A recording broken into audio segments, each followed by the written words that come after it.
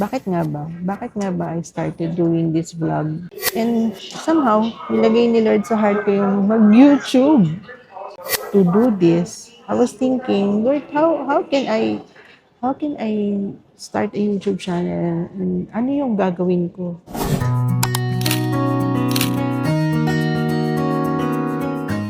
Hello. Just want to share something today. I'm so blessed today. I mean, I'm always blessed. Yes, of course, because God is good all the time. But I am especially blessed today because after, let's say, 15 years, after 15 years, um, I finally get to visit Singapore again. I'm here at Changi Airport in Terminal 1. And walking through walking here in the airport um, is making me reminisce the past years when I used to walk here in Changi Airport as a staff here at Changi kasi dito ako nag-work before. Nakaka-amaze lang na God has blessed us, given us the privilege to visit Changi Airport again. And wala naman akong desire na lumabas ng Changi just to visit the airport. We're here for a layover. And because our flight is delayed. So we got more time to just walk and go around the airport. I visited the old lounge where I worked before, yung Ambassador Transit Lounge. Unfortunately,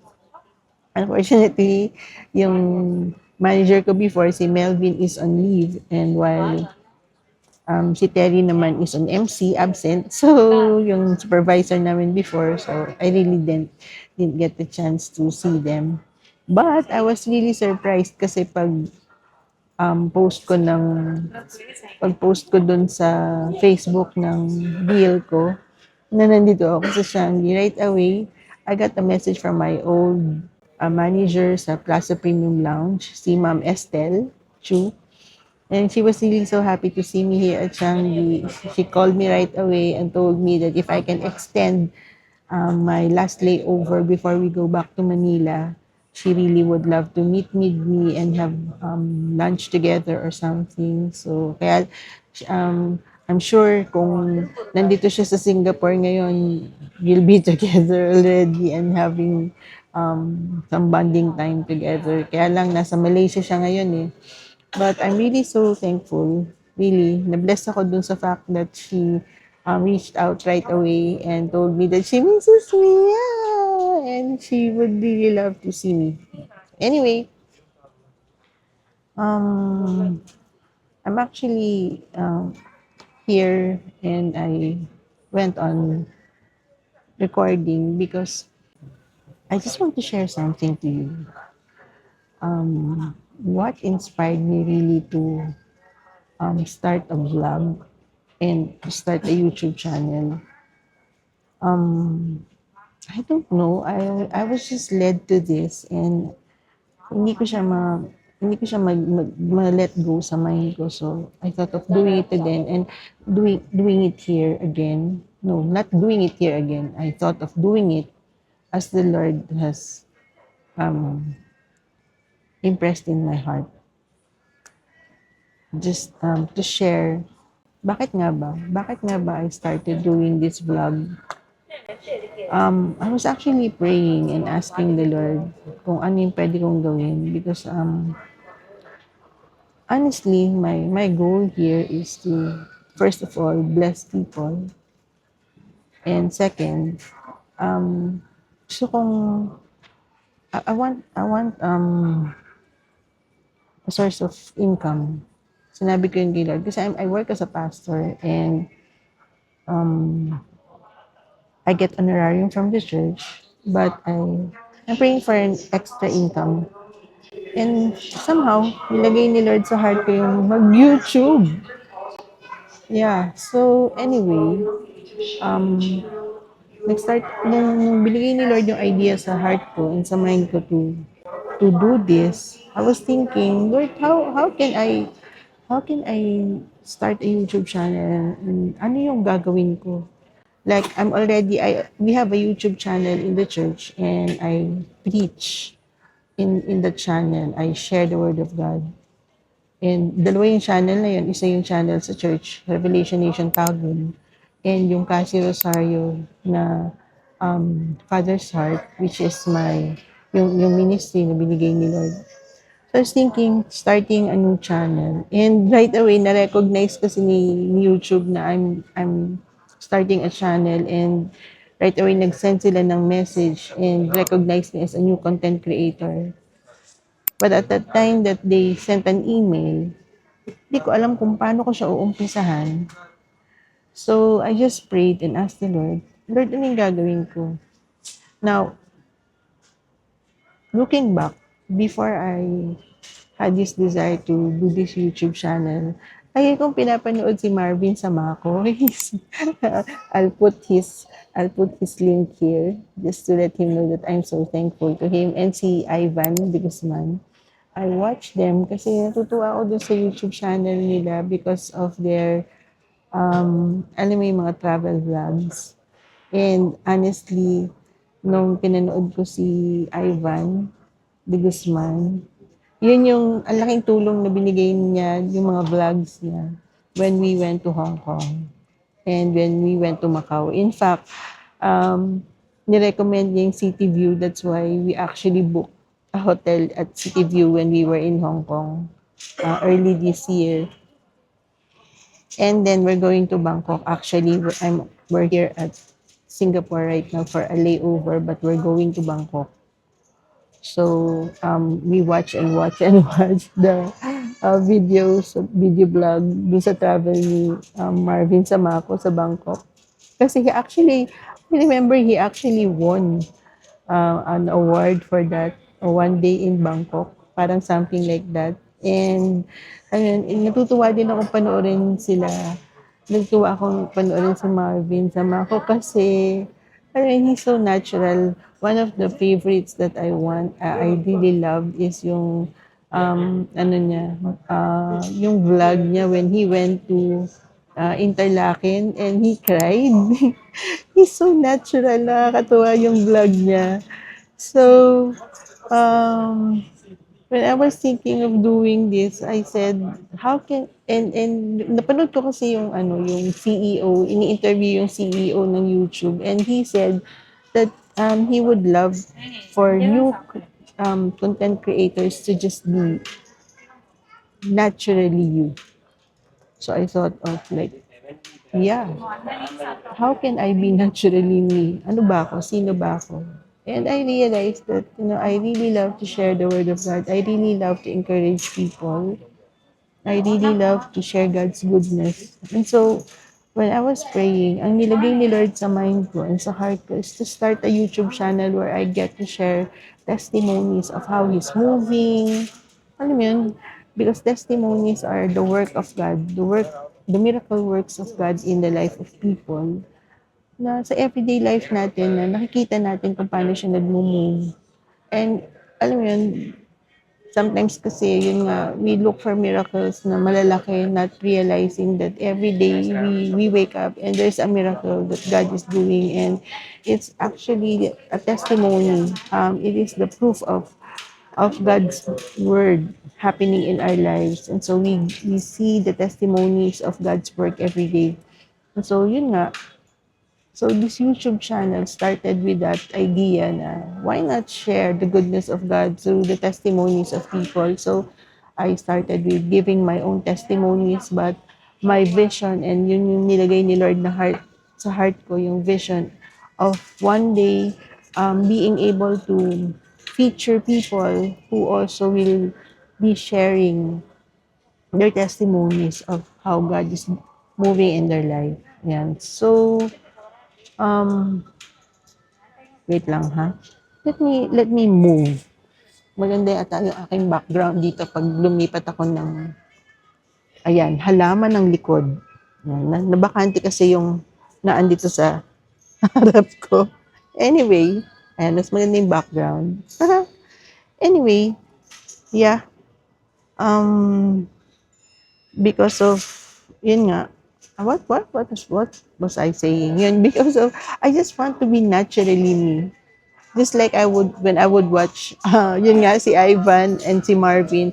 There's also one person that I also watch, si Trent the Traveler. Pero hindi kasi siya Filipino. He's an American guy. And I love his videos because he's just so natural, just sharing himself and his travels na nakasakay siya dun sa kanyang camper van. Pero with Marvin and Ivan, mga travel, yung mga ano nila, yung travel vlogs nila. I just love it kasi they're just themselves sharing.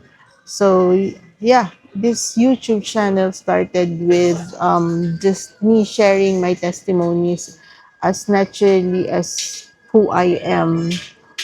And I really pray that, alam mo yun, this channel will really grow. Not only because I want this channel to be my other source of income, but I really want this channel to grow and be able to reach out more people so that they can hear testimonies of God's goodness. I've reached out to some people who in the coming months will be featured in this channel para ma-share nila yung ano ba nag-move si Lord sa buhay nila, ano ba yung mga nangyari sa kanila, and how they can actually share the goodness of the Lord in their life. So one of these days, you will see other people's faces, sharing other people's stories na i-share dito sa vlog na to. And I'll be sharing, they will be sharing, I'll be interviewing them and they will be sharing how God moved in their life. Yun. So, ayun, I just recorded this. Kasi nga yun nga, nilagay ni Lord sa heart ko to share how this YouTube um, channel started, ano yung, what brought me, what inspired me to do this. Yes, it's basically the inspiration of God. It's the impression that He gave in my heart. Pero yung mga tao na ginamit niya, alam mo yun, I just recently preached life is a process and that our life is always touched by people's lives. And my life is always connected to the life of other people na sinashare ng mga word ni Lord and yung stories of testimonies. But you know what? It's not just about me. Like I said, it's a process, and life is a process, and everyone's life is connected to another. I may not know those guys, si Ivan and si Marvin, or even si Trent personally, but they have touched my life in a way of inspiring me to do this YouTube channel, and for that I am grateful. Really, they gave me an idea to just be me and be able to share. Um, Here sa YouTube. And alam mo yun, I don't know, siguro sa kakapanood ko sa kanila, it became so natural, me doing this. Alam mo yun, it feels like, as I've watched so many of their videos, parang nasanay ako bigla na hindi pa naman ako, or maybe, probably because I'm sharing the Word of God, doon nga sa church and doon sa Cathy Rosario na channel where I get to share the Father's heart. So, medyo naging natural na para sa akin itong mag-vlog. But just the same, what inspired me really is them. So, thank you to both of you. I'm actually putting a link of their channel here in this channel. Not for anything else, but to just let them know that I'm thankful for them and I'm thankful to the Lord for them kasi ginamit silang pareho ni Lord to inspire me to do this, to teach me how to do this and how I can be naturally me, just talking about things here on YouTube and sharing things and sharing life. Yun. So today I'm just really grateful. I got this opportunity to do this vlog and record this vlog here in Changi Airport here in Singapore. Uh, Alam mo yun, amazing, no? Kasi the people who inspired me to do this YouTube channel are travel vloggers. And I'm doing a travel here today. So I'll continue with this travel vlog when we're in Bangkok na. Ayun. So meanwhile, um, dadagdagan ko tong vlog na to. um, tingnan natin kung mapupuntahan ko yung mga nilakaran nila or whatever it is kung saan man kami makarating sa Bangkok. But right now, we're just resting here kasi kanina pa kami naglalakad dito sa Changi Airport and our flight is delayed. So anyway, I know that alam mo yun, everything that happens for a purpose, and um kanina ko pa iniisip kanina umaga, paano kung gagawin yung vlog and I get to do it today. I get to do it now. Yeah, kasi na-delay yung flight namin, and um I got to sit down and rest for a while. So I thought of doing and recording this vlog. So yun lang. Later on babalik ako, but pag nasa Bangkok na kami. So yeah, just really wanna thank you for being with me in this channel. And for the 40 subscriber that I have right now, maraming salamat for subscribing. And I really hope that there will be more people who will be subscribing to this channel. More people will be blessed by the stories that we're going to share. Ayun. So, until then, balik ako sa inyo when we're in Bangkok na. Yeah. Blessed and beyond afternoon to you here from Singapore. We'll get back to you when we're in Bangkok. We are now in Bangkok, Thailand.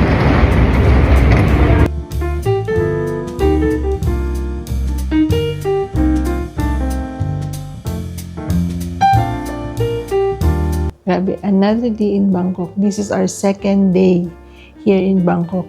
Gabi na kami dumating kagabi. Na-delayed yung flight. And so, pero maganda naman kasi nagkaroon kami ng mas maraming time na mag-ikot-ikot pa sa Changi kahit pagod na kami. Grabe, napakahaba ng araw kahapon, but it was really good. I'm thankful to the Lord as always and truly blessed. Yan, truly blessed and beyond. And today, mag-ikot kami dito sa Bangkok. Nandito kami sa sentro. I think this is Siam area. And we are here in Twin Towers Hotel. Okay naman yung hotel. Medyo luma, pero okay naman. Generally, everything is okay. So, amazing. We saw this in Klook anyway. So, amazing. This travel has been a long travel for us kasi yun nga may layover siya sa Singapore. So ang haba. We left Davao 6 o'clock in the morning nung kahapon, and then we arrived here in Bangkok ng 9:30 at night. Yun. So anyway, okay naman. So excited kami today kasi iikot kami dito sa Bangkok. Yan. Malling. We're gonna go malling. Tingnan namin yung mga malls dito sa Bangkok kasi mukhang mainit. Pero hopefully okay naman yung araw. Hopefully okay naman na hindi masyadong mainit like kahapon when we arrived. Hopefully.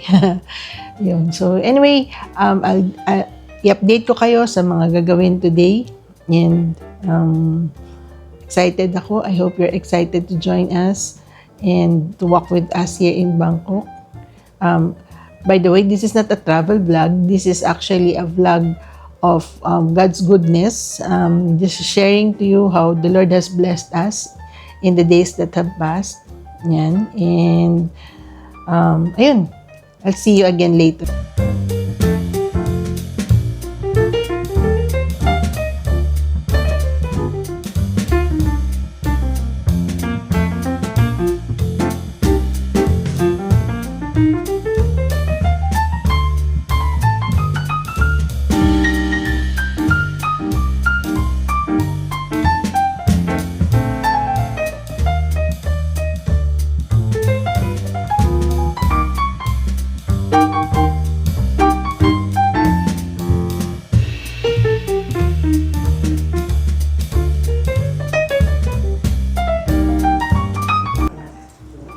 We are now here at the Saibas food tour. Yay! We're celebrating Emil's birthday today and we are riding the Saibas food tour. And siya, init sa labas eh. Happy birthday, Emil!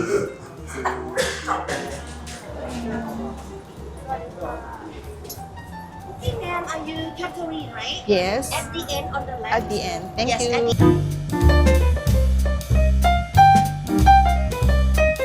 คูเอนจอยอีทิงผัดไทยฟรี next menu will come in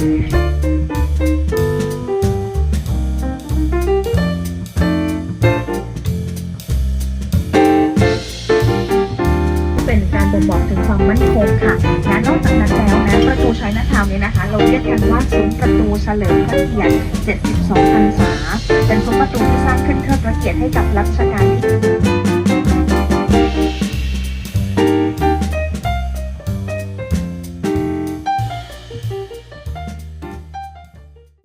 Ayan, we're finally home. Galing na kami ng Bangkok, nakabalik na kami dito sa Philippines, sa Tagum. And hindi ako masyadong nakapag-vlog sa Bangkok kasi ang hirap mag-vlog kasi naglalakad kami sa kalsada.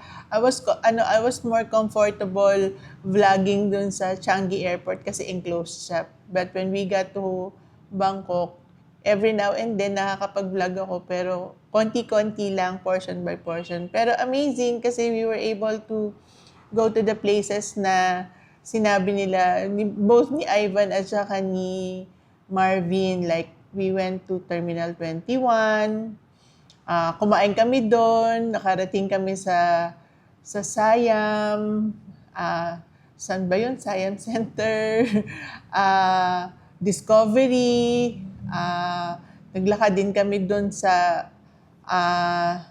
hindi ko alam kung ano yung place na yun, pero we were able to go around Bangkok. And then the following day, we were able to go to sa Siam, Icon Siam. And nakita namin dun yung kung saan sila kumain. We were able to, in fact, nakaka-amaze kasi na-try pa namin yung nire-recommend ni Marvin na boost. Yan, yung all-berry boost. Sarap nga. Amazing, nakakatuwa.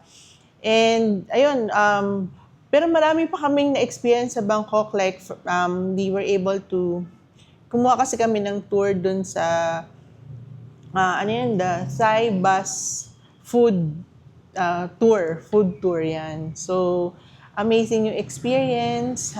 We were able to tour the city while eating food dun sa bus. Magandang experience. It was really a blessing for us. And I'm thankful to the Lord for everything. Pero like I said, this story is actually to share to you how I got to start this YouTube channel. Yun nga, like I said, yung una kong portion when I vlogged this dun sa Changi Airport, I wanted to share how we started with Blessed and Beyond and the inspiration that the Lord has used ng mga tao na ginamit ni Lord para ma-encourage ako to do this. Yun. So, overall, na-amaze ako kasi we really didn't I didn't pray for this. Alam mo yun, it just happened. Magbo-birthday kasi si Emil, yung husband ko. And the Lord kept on impressing what you call this one? Mag-abroad kayo yun. And nung time na binook ko yung trip na to, hindi pa namin napapanood yung hindi pa namin napapanood yung trip nung dalawa ni Ivan at ni Marvin dun sa Bangkok. It was after I booked this na nakita namin yun. So, pinanood namin para meron kaming idea. Pero, alam mo yun, it was like God ordained these things to happen. So, yun, happy ako sa mga naging how it turned out, yung mismong trip na yun, and we really got to celebrate my husband's 60th birthday. So, amazing yung experience. All I can say is this is really a testimony of God's goodness and God's faithfulness in our life. In fact, what I can actually share to end this video is that nung pauwi na kasi kami, going back to Davao, dito sa Tagum, maaraw siya. And nung malapit na kami dito, nung sinabi nung pilot na, in-announce niya na, this is the final descent and malapit nandito na sa Davao, inopen ko yung window. And ang daming clouds, punong-puno ng clouds dun sa white clouds really. And then I saw a rainbow dun sa gitna ng cloud. Na-amaze talaga ako kasi, alam mo yung itsura na punong-puno siya ng clouds. Tapos parang itinusok dun yung rainbow. Tapos kalahati lang yung nakikita ko. And I saw it twice na magkahiwalay na cloud. Like for example, dumaan muna yung plane, tapos nakita ko yun. Tapos na-amaze ako. And then I was getting my cellphone kasi gusto ko siyang i-video. Tapos nawala na siya. And then, nung binaba ko yung phone ko, just right after binaba ko yung phone ko, meron na namang bagong cloud na meron ulit rainbow. Tapos ako, grabe, amazing, nakakatuwa naman yan. And then God just spoke in my heart that, this is how faithful I am. Kasi di ba yung rainbow is actually speaks of God's faithfulness dun sa covenant niya. So, na-amaze ako. It's this whole thing, the trip, the blessed and beyond, these are all answered prayer. Not that we planned for it, pero ito yung answer ni Lord dun sa prayer na hindi ko ini-expect na ito pala yung answer. Parang ganun. And it just tells me of God's faithfulness in our life. It tells me of, and it speaks of His goodness. It speaks of God, not even forgetting what you've prayed for. And after a long while, makikita mo na lang na, Lord, grabe, you kept this. You remembered the prayer. You answered the prayer. And like I said, this video and this channel is actually about the blessings of the Lord, the testimony of His goodness, the testimony of the works of God. So, all I can say is, to end this video, is that God is truly faithful. God is truly faithful. And hindi ka mauubusan. For me, hindi ako mauubusan ng story, and hindi ako mauubusan yun yung tingin ko sa buhay ko. Hindi talaga mauubos yung stories where I can say that God is moving, God is faithful, God is answering prayers, because it's really happening every day. Every day. Iba-iba siya, iba-ibang scenario, iba-iba yung situation, but all I can say is God is really good. He's faithful. And talagang pag sinabi niya sa'yo, gagawin niya. Just like, yun yung culmination. Kumbaga, yun yung end ng trip. Me seeing that rainbow twice. And parang God confirming that, yes, I am faithful. Yes, I have heard your prayers. And yes, I've answered them. Yung ganun. So, amazing. I hope na bless kayo dito sa story na to. And once again, I really would like to thank the people I tagged and nilagay namin yung link ni Marvin at saka ni Ivan, because ang reason ko is to just let them know that I'm so thankful because God has used them. I'm actually, like I told you earlier, that I'm actually a pastor, and I was just preaching about the process of life and how life is interconnected with one another. We may not know people really firsthand, but somehow you just see that yung life natin is interconnected with other people, and God uses things, uses people, uses situation for His will to be fulfilled in our lives. So, amazing. Amazing yan. So, ayun, I hope that na-bless kayo, and I hope that you will join us again for our next video. I hope na kung na-bless kayo dito sa story na to, i-share nyo siya. And if you're new to our channel, mag-subscribe po sana kayo. Ayan, click the notification bell para alam nyo po pagka lumabas na yung bago naming video. So, until then, hanggang sa susunod naming ipopost na video, I want you to know that we're really thankful that you're with us. And please remember that Jesus loves you very much. Bye and shalom!